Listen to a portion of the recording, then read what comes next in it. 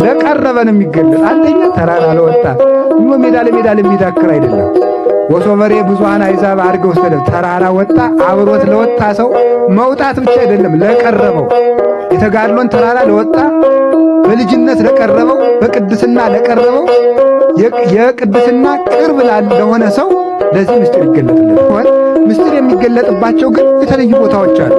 ዓለምን በሙሉ ከመርገም ነፃ አውጥቶታል። ምድር አሁን እርግማን የለባትም።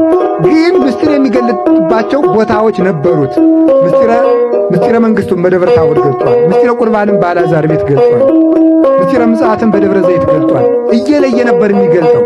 ክርስቶስ ምስጢር በሚገለጥባቸው ተራሮች ሂደው የሚገኙ የወጡት ናቸው ያዩት። መንደር ላይ የተጎለጡት ፈሪሳውያን አላዩም።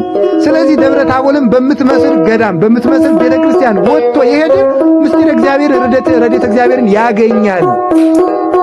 በሰፈር የተቀመጡት ግን አላዩትም። ይህን እንዲያውም እንዳትነግሯቸው ብሏቸዋል። ኢትንግሩ ወይ ለመኑ ለማንም እንዳትነግሩ። ምክንያቱም ምስጢር ለሚገባው ነው። ምስጢር የሚከሰተው ለሚገባው ነው።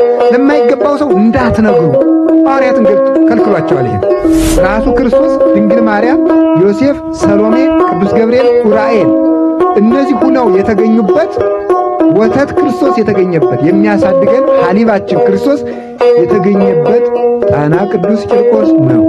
እዚህ ተገኝቶ አስተምሯል። በሌሎችም አሁን ይሄ መመጻደቅ አይደለም፣ እውነቱን መግለጽ። በእኛ አንድ ህብስት ስለምንቀበል ብዙ ስንሆን አንድ ነን። እስመ ማዕዱ ህብስት ንነስ እንዳለ ቅዱስ ጳውሎስ አንደኛ ቆሮንቶስ 10:17 ላይ አንድ ህብስት ስለምንቀበል ብዙ ስንሆን አንድ ነን ስላለ ቤተ ክርስቲያን ምእመን ጉባኤ ክርስቶስ ተብሎ ከመጠራት አልፎ ተቆርጦ ሲወጣ ስሙም ይከፋል፣ ግብሩም ይከፋል፣ መጨረሻውም አያምንም። ስለዚህ በታሪክ የተነገረ ይሄ ነው። ብሉያት ሐዲሳት ተነገሩበታል። እዚህ ቦታ ጌታችን ኢየሱስ ክርስቶስ በስደቱ አሳልፏል፣ ሌሎችም ቦታዎች ላይ አሳልፏል። ስለዚህ በዚህ ተራራ መጥቶ በኋላ ደግሞ አቡነ ሰላማ ከሳቴ ብርሃን አክሱምም እንዳስተማሩ እንዳጠመቁ እዚህ አጥምቀዋል። ያጠመቁት እዚህ የእናቶችና የአባቶች ገዳም መለያ ላይ ታች አለች፣ እዚያ ላይ አጥምቀዋል።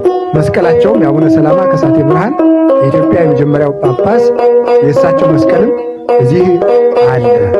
በኋላ ደግሞ ቅዱስ ያሬድ ደግሞ ማር ሐሊብ የሆነ ዜማውን ከሰማይ ሄዶ አምጥቶ ያፈሰሰው አክሱም ሆኖ ተገለጠለት። ስለዚህ ይሄ ገዳም ማርና ወተት ከሚፈልቅባቸው ተራሮች አንዱ ይሄ ነው። በትንቢት ከነገረላቸው ደግሞ ይሄ በኋላ በሐዲስ ኪዳን የተገኙ ገዳማትና አድባራት ሁለቱንም ነው ያገኙ። ብሉይም ሐዲስም እንዲንጠበጠብባቸው ሆነዋል፣ ተከፍሎ የለባቸው። በኦሪት ግን ብሉይ ብቻ ይገኛል። ሐዲስን ክርስቶስ እስኪተረጉማት አላገኙም ነበር። አሁን ግን ብሉያት ሐዲሳት ተተርጉመው ተባብረው በምስጢርም ተፈጽመውባቸዋል። ከነዚህ አንዱ ይሄ ገዳም ነው። ይሄ ገዳም ግን በብሉይ ኪዳንም ታሪክ አለው። አስቀድሞ ታቦተ ጽዮን በቀዳማዊ ሚኒሊክ አማካኝነት ከኢየሩሳሌም ወደ ኢትዮጵያ መጥተው ካረፉባቸው ቦታዎች አንዱ ይህ ነው። ጎጃም እኮ ፍየሪቱ ሁሉ ቀን የምትቀኝበት ሀገር ነው። እናንተ እንዴት ግዕዝ ማሰሙ? ለምን ግዕዝ አሰሙም እንዴ? ወደፊቱ እንደምትሰሙ እርግጠኛ ነኝ። ነዷችሁ ማለት ነው። ነዷችሁ እንደምትማሩ አባቶች፣ እናቶች፣ ሴት ሁሉ ቀን ይቀኝ ነበር። ተማሪ ሄዶ እዚህ አንዲቱ ደጅ ሄዶ አንዱ ተማሪ ያለውን ሰምታችኋል? ደጅ ሄዶ ውሃ ቅራሪ ሰጥተዋለች። አዚያ ብሎ አንተ ዝሰማይ ውእቱ ብሏል። ይሄስ ውሃ ነው ብሏል ማለት ውሃ ነው ብሏል። አሰማኝም መስሎ ነው። ዘፈተው ይስጠያለች፣ የወደደ ይጠጣ አለች ማለት ነው። ሰው ወንድምህን ሰርቀህ ቀምተህ እያስለቀስክ አቶ ገሌ ለመድኃኒዓለም ለክብሩ መገለጫ 100 ብር የ300 ብር ጥላ ሰጥተዋል። ውሸት ጠማማ። እዚያ ለሰረቀው ስጥ። መጀመሪያ ሰርቀ 20 ሺህ ብር ሰርቀ 10ሩን ለመድኃኒዓለም 10ሩን ለራስ ማለት አይቻልም። መጀመሪያ የሰረቀውን መልስ። የምታስለቅሰውን ሰው አጽና ነው። በሐሰት ምስክር ያሳሰርከውን ሰው አስፈታው።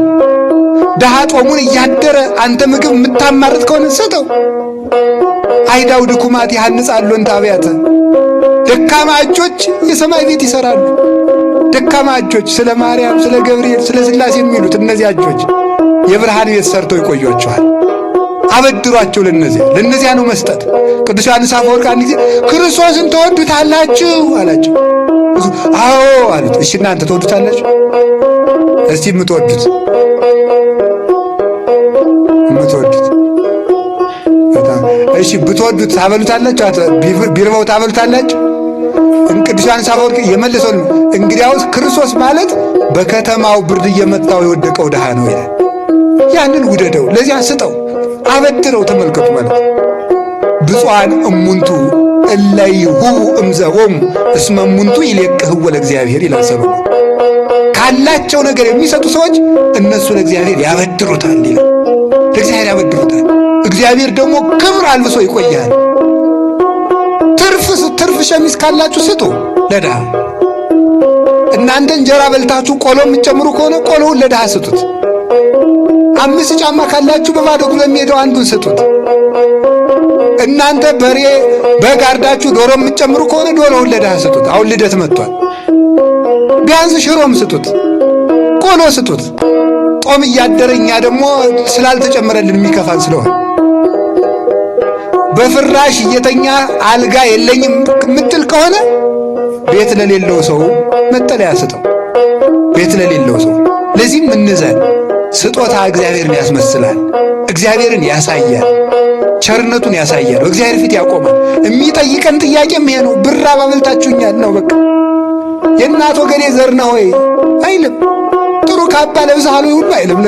ሌላው ቀርቶ ይገርማል እኮ ጥሩ ካባ ለብሰሃል አይለኝ። ጥሩ ቀሚስ ናረክ አይለኝም። እኔንም ቢሆን ሰርተሃል ወይ ነው ቁም ነገር። ሰርተሃል ወይ? ይሄን የምንለብሰው ለክብረ ወንጌል ነው፣ ወንጌልን ለማስከበር ነው። ጥያቄው ግን የሥራ ነው። አብልተሃል ወይ አጠጥተሃል ወይ ነው፣ የተግባር ነው። እስቲ አንድ ሕፃን ልጅ ታቀፉና እወድሃለሁ ልጄ፣ እወድሃለሁ ልጄ። ጡት የለም፣ እወድሃለሁ ልጄ፣ እወድሃለሁ። ልጥባ የለም፣ እወድሃለሁ ልጄ፣ እወድሃለሁ ልጄ። ጡት የለም። ይሄ ልጅ መሞቱ አይደለም? መሞቱ እኮ ነው በእውነቱ ማለት ነው። ይሄን ነው በሥራ ነው የምትገልጡት። መዋደዳችን ያለ ግብዝነት ይሁን ያለ ለዚህ ነው። መራራት ማዘን በእውነቱ ማለት ሳትመርጡ። ለዚያውም አንዳንድ ሰው ሆነልህ ስጥ፣ ካልሆነ አየው ይህ እኮ ጠብሻ ነው ሰርቶ ይበላ ነበር ይላል። ምን አገባ እንዲሁ እኮ አይደረስ እኮ ነው እናንተ። ካለ ስጥ፣ ከሌለ ዝም ብለህ ሂድ። አዎ የሚሰራ ጉልበት ሊኖረው ይችላል። ነገር ግን አንዳች ነገር ባይገጥመው የሰው ፊት እሳት ነውና ሰው ፊት አይቆምም። መስጠት ለተሻላችሁ መስጠት፣ ካሌላችሁ ስጡ። እንዲያውም ቅዱስ ዮሐንስ አፈወርቅ ምን ይላል? መጀመሪያ ሊለምን ላፈረ ሰው ስጥ ነው የሚለው ጢሞቴዎስ ሲተረጉ። ሊለምን ላፈረ ስጠው። ካባ ላንቃ ደርቦ ማለት ምን ማለት ነው? የነጣ ልብስ ለብሶ እኮ ጦም የሚያደርሰው አለ። እንዳይናገር ለካ ገሌ የዕለት ራት የለውም ይሉኛል ብሎ ዝም እንዳይል ደግሞ ውስጡ እየተቸገረ አምጡ አምጡ የሚል ልጆች ያሉት ዕዳ የሚከፍለው ያጣ ስንት ዕዳ አለ በእውነቱ ማለት ነው። ለዚህ ማዘን ክርስቶስን ያስመስላል። እስመ ሰብእ ዘይገብር ምግባራተ ሰናያተ ዘልፈ ይከውን አምሳሊሁ ለእግዚአብሔር። በጎ ሥራን ሁል ጊዜ የሚያደርግ ሰው እሱ እግዚአብሔርን ይመስላል ይላል ቅዱስ ቄርሎስ። እግዚአብሔርን ይመስላል።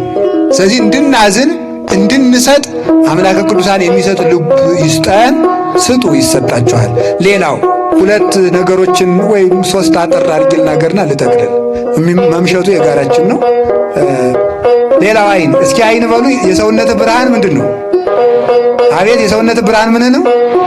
አይንህ ነው። ስለዚህ መስጠት ልመዱ፣ መስጠት ልመዱ። ለልጆቻችሁ መስጠት አስለምዷቸው። እሺ ሌላው አይን የተባለ ምንድን ነው? የሰውነት ብርሃን። ሰውነት የተባለች ቤተ ክርስቲያን ናት። ሰውነት የተባለች ቤተ ክርስቲያን ነው። የቤተ ክርስቲያን ራስ ኢየሱስ ክርስቶስ ነው። ቤተ ክርስቲያን የክርስቶስ አካል ነው። የቤተ ክርስቲያን የሰው አይን የሚባሉት አንደኛ አይቱ እመቤታችን ነው። አይን የተባለች ማለት የሰውነት ብርሃን ማለት የቤተ ክርስቲያን አይን እመቤታችን ናት። የቤተ ክርስቲያን አይን። ከዛ በኋላ ተመልከቱ፣ በዓለሙ የሚወጣው ፀሐይ ደግሞ ኢየሱስ ክርስቶስ ነው። አነ ውእቱ ብርሃኑ ለዓለም ዘተለወኒ ኢይርኤያ ለጽልመት አላ ይረክብ ብርሃነ ሕይወት። እኔ የዓለሙ ሁሉ ብርሃን ነኝ። ዮሐንስ ወንጌል ምዕራፍ 8 ቁጥር 12 ላይ እኔ የዓለሙ ሁሉ ብርሃን ነኝ፣ እኔን የተከተለ ገሃነምን ጨለማን አያይም፣ ብርሃነ ሕይወት ልጅነትን እኔን አግኝቶ ደስ ይለዋል እንጂ ብሎ የዓለሙ ብርሃን ኢየሱስ ክርስቶስ ነው። በዓለም የወጣውን ፀሐይ ከዓይናችን ተዋሕዶ ጋር ቅድም መምህር እንዳስተማሩ በዓለም የወጣው ፀሐይ ከዓይናችን ብርሃን ጋር ተዋሂዶ ማየት እንደምንችል እኛ ማየት የቻልነው ዓይናችን ድንግል ማርያም ላይ እውነተኛው ብርሃን ኢየሱስ ክርስቶስ ስለወጣ ነው፣ ስለተዋሃደ ነው። ያለ ብርሃን ዓይንም አያይም፣ ያለ ዓይንም ብርሃን አይታይም። ይሄው ነው። ክርስቶስ ባይወለድ ኑሮ ተመልከቱ፣ ክርስቶስ ከድንግል ማርያም ባይወለድ ባይመጣ ኑሮ ባላወቅነውም ነበር። እሷ ከእሷ ባትወልደው ኑሮ ባላየነውም ነበር። ያለ ዓይን ብርሃንን አላየንም፣ ያለ ድንግል ማርያም ክርስቶስን አላየነውም። ያለ ድንግል ማርያም የመጣ ክርስቶስ አይተንም ሰምተንም አናውቅም።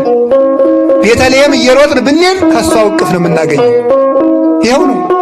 ወደ ግብፅ ተከትለ ነው ብንሄድ ከጀርባዋ ላይ ነው የምናገኘው። ወደ ቅፍርናሆም ተከትለን ብንሄድ አብራው በስብከት መሃል ነው የምናገኘው። ከመስቀሉ ስር እያለቀስን የምንከተለው ከመስቀሉ ስር ከእሷ አጠገብ እናገኘዋለን። ሲያርግ ብናየው እናቱን ከሐዋርያት መሃል አድርጎ ሲያርግ እናገኘዋለን። ሲመጣም አብራው ትመጣለች። እናቱ ሆና እሱ በጌትነቱ እሷ በፍጡርነቷ ይመጣል። ድንግል ማርያም የሌለችበት ክርስትና የለም። በእውነት የሌለ ክርስትና ራሱ የለም፣ ፈጽሞ የለም። ያለ ዓይናችን ፀሐይን ማየት እንታይ የሕይወታችን ሁሉ ፀሐይ ወብርሃነ ጽድቅ ሰዘ ያበር ለኩሉ ዓለም ዘመጻ ውስተ ዓለም ወውስተ ዓለም ሀሎ ወዓለም እሰየ አይመሮ ለዓለም ሁሉ የሚያበራው ደገኛው ብርሃን ኢየሱስ ክርስቶስ፣ ደገኛው ብርሃን ምሸት የሌለበት ጠፈር ደፈር የማይከለክለው ጥላ የሌለበት የማይመሸው ብርሃን ኢየሱስ ክርስቶስ የወጣው በድንግል ማርያም ነው። መላእክት ያዩትን ተመልከቱ። ሰማያትን ቀደ ብትወርድ ምን አለ አለው ነቢዩ። ግሱሶሙ ለአድባር ተራሮችን ዝቅ ዝቅ አድርጋቸው እባክህ ናና እንይህ። መቼ ነው የምናይህ አሉት። ከድንግል ማርያም ተወለደና ታየ። አምላክን ያየንባት መጽሔተ ሃይማኖት። መላእክት 5500 ዘመን ፈለጉ አላዩትም። እሷ ስትወልደው በሥጋ አዩት። ቅዱሳን መላእክት እግዚአብሔርን ያዩት ከድንግል ማርያም ሲወለድ ነው። ለድንግል ማርያም እንኳን አምላክ የታየባት ዓይን ናት እመቤታችን። እኛም ያየነው በሷ ነው። ነገም በሷ እናየዋለን። እንዲሁ እኮ ይገርማል እናንተ። እደና አንዱ ምን አለ መሰላችሁ? ለናትናኤል ፊልጶስ ሂዶ ለናትናኤል ምን አለው? ተመልከቱ። ፊልጶስ ሂዶ ና ኢየሱስ ክርስቶስ የናዝሬቱ ኢየሱስ ክርስቶስ መጥቷል አለው። ከናዝሬት ደግ ሰው ይወጣል? መታይ ወስዶ አሳየው። ፊልጶስ ለናትናኤልን እየመራ ክርስቶስን የሚያሳይ ከሆነ ድንግል ማርያም አምላክን አታሳይ ማለት ምን ማለት ነው? ድንቁርና ነው። እየመራች ታሳየኛል። ዓይናችን ናት፣ ብርሃናችን ናት እንጂ እሷ ለዚያው በሔዋን ሲኦልን ስናይ በእሷ ግን ማንን ያየንባት? እግዚአብሔርን ያየንባት ዓይን፣ አብን እንድንሰማ ያደረገችን ዓይን፣ ወልድን እንድንሰማ ያደረገችን ዓይን፣ መንፈስ ቅዱስን እንድናይ ያደረገችን ዓይን፣ እኔን ያየ አብን አየ ብሎ በሱ አብን መንፈስ ቅዱስን እንድናይ ያበቃችን ዓይን፣ ብርሃን ክርስቶስ የወረደባት ዓይን እመቤታችን ናት። እሷን የሰጠን ሕያው እግዚአብሔር ስሙ የተመሰገነ ይሁን። ስለዚህ ምናታል ለኪ ለባይትትኪ እግዝእትነ ወላዲተ አምላክ እመብርሃን አንቲ ናበይኪ በስብሐት ወውዳሴ። የብርሃን እናቱ ንጽሕት እናታችን አምላክን የወለድሽ እመቤታችን አንቺን ብቻ እናመሰግንሻለን። አንዲ ታቢም ሰማይ ከመላእክት ትበልጫለች፣ ወትከብሪም ምድር ከሰው ሁሉ ትበልጫለች። ነቢዩም የእግዚአብሔር ነቢይ ተብሏል። ሐዋርያውም የእግዚአብሔር ሐዋርያ ተብሏል። ንጉሡም የእግዚአብሔር ንጉሥ ተብሏል። መምህሩም የእግዚአብሔር መምህር ተብሏል። መልአኩም የእግዚአብሔር መልአክ ተብሏል። እሷ ብቻ የእግዚአብሔር እናት ትባላለች። እመብርሃን ናት። ወላዲት አምላክ ወላዲት ሕይወት ሶበ ወለደት ብእሲት አምጻት ሕይወተ ለዓለም አውሊዲስ። ይቺ ሴት እሱን በወለደች ጊዜ ለዓለም ሕይወትን ይዛለት መጣች። ሕይወትን የወለደች ከድንግል ማርያም በቀር ማን ነው? ሕይወትን አልወለደችም የምትል ከሆነ ክርስቶስን ክደዋል። እሱ ሕይወት ነኝ ትንሣኤ ነኝ ይላልና እሱ ሕይወት ያደረበት አይደለም፣ ሕይወት ነው። ሕይወት ከሷ ወጣ፣ ብርሃን ከሷ ወጣ። በእውነቱ ኢያቄም ወሐና ወለዱ ሰማይ ወሰማዩ ሙኒ አስረቀት ፀሐይ። ኢያቄምና ሐና ሰማይን ወለዱ። ሰማያቸው ደግሞ ፀሐይን አወጣች። ፀሐይ የወጣባትን ሰማይ ማየት የማይሻ ማን ነው? ወደ ምስራቅ ብትዞር ፀሐይን ታያለህ። ወደ እውነተኛይቱ ምስራቅ ወደ ድንግል ማርያም ብትዞር ክርስቶስን ታየዋለህ። ከምስራቅ ፊትን ብትመልስ ጨለማን ታያለህ። ፀሐይ ክርስቶስ ከተወለደባት ከእውነተኛይቱ ምስራቅ ከድንግል ማርያም ፊትን ብትመልስ ጨለማ ዲያብሎስና ሲኦልን ታያለህ። ሕይወትን እንድናይ ያበቃችን መራሒተ ሕይወት አፍጣኒተ ረድኤት ደመና መፍጠኒት ደመና ቀሊል እመቤታችን ናት። ደመናሰ ቀሊል ይእቲኬ ማርያም፣ እውነተኛይቱ ደመና፣ ቀላል ደመና፣ ፈጣን ደመና እመቤታችን ናት። የቤተ ክርስቲያን ስለዚህ የሰውነት ብርሃን ማለት ሰውነት ማለት ቤተ ክርስቲያን ነው። ቤተ ክርስቲያንን የክርስቶስ አካል ሰውነት ይላታሉ። የቤተ ክርስቲያን ዓይን ማርያም ናት። እስኪ በሉ የቤተ ክርስቲያን ዓይን በሉ። ማን ናት? እመቤታችን። የምን ዓይን? ዓይን በምን ያያል? እኛ ምንድነን? እግር። እኛ ምንድነን? እጅ። እኛ ምንድነን? ሕዋሳት። እመቤታችን ምንድናት? ዓይን። ክርስቶስ ምንድነው? ራስ ነው። ከዚህ በኋላ እነ እግር እነ እጅ ከዚህ በኋላ ማንን ያዩታል? ተመልከቱ። በአምጣነ ዓይን ብሩህ እግር ይሐውር ሀበ ዘፈቀደ ይላል ቅዱስ ቄርሎስ። ዓይን መልካም ከሆነ እግር አሰበው ይደርሳል። ወእድኒ ይእዘይ ሴኒ፣ እጅም መልካሙን ይይዛል አለ። አሃ ጥሩ ነዋ። ዓይናችን ድንግል ማርያም ጤነኛ ስለሆነች ካሰብነው ከመንግሥተ ሰማያት እንደርሳለና መልካሙን ጸጋ በእሷ ምክንያት ይዘናላ። ልጅነትን ሰጠን፣ አረሞትን ሰጠን፣ ሀብተ መንፈስ ቅዱስን ሰጠን። መንግሥተ እግዚአብሔር ሰናያ ማእከሌክሙ፣ እግዚአብሔር መንግሥት በመካከላችሁ ናት ብሎ መንግሥተ ሰማያትን በልጅነት በሀብተ መንፈስ ቅዱስ እጅ አድርጎ የሰጠን በእመቤታችን ነው በእውነቱ ማለት ነው። ዓይኑ ሰው ከጠፋ ምን ይሆናል? ሶበ ይሐውር እግር ያቅፎ እግርኒ ይዝ ዘይፈቀደ፣ እጅም ያላሰበውን ይይዛል። እባቡን ጊንጡን ይይዛል፣ ጉርጡን ይይዛል፣ አፈሩን ይይዛል። ወርቅ ለቀምክ ብሎ ጠጠር ይለቅማል። እግርም አስተናክሎት ይወድቃል። እመቤታችን ዓይን ያልሆነችው ሰው ከክርስቶስ መድረስ አይቻለው። እሱ የሕይወታችን ብርሃን ነው። እሷ ደግሞ ብርሃናችን ያየንባት ዓይናችን ናት። እመቤታችንን የፈጠረልን እግዚአብሔር ይመስገን። አሜን በሉ እንጂ። ሁለተኛ የሰውነት ብርሃን በሉ ምን ነው? ዓይን ነው። እንግዲህ ዓይንህን ላውጣ የሚል ሰው ካለ እኔ ነግሬያቸዋለሁ። አትደባደቡ፣ ግን እምቢ በሉ። ዓይናችሁን ጠብቁ።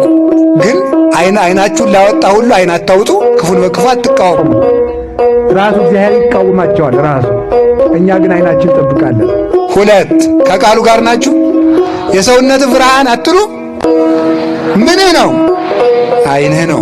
የቤተ ክርስቲያን ብርሃን ጳጳስ፣ ቄስ፣ ሐዋርያት እነዚህ ናቸው።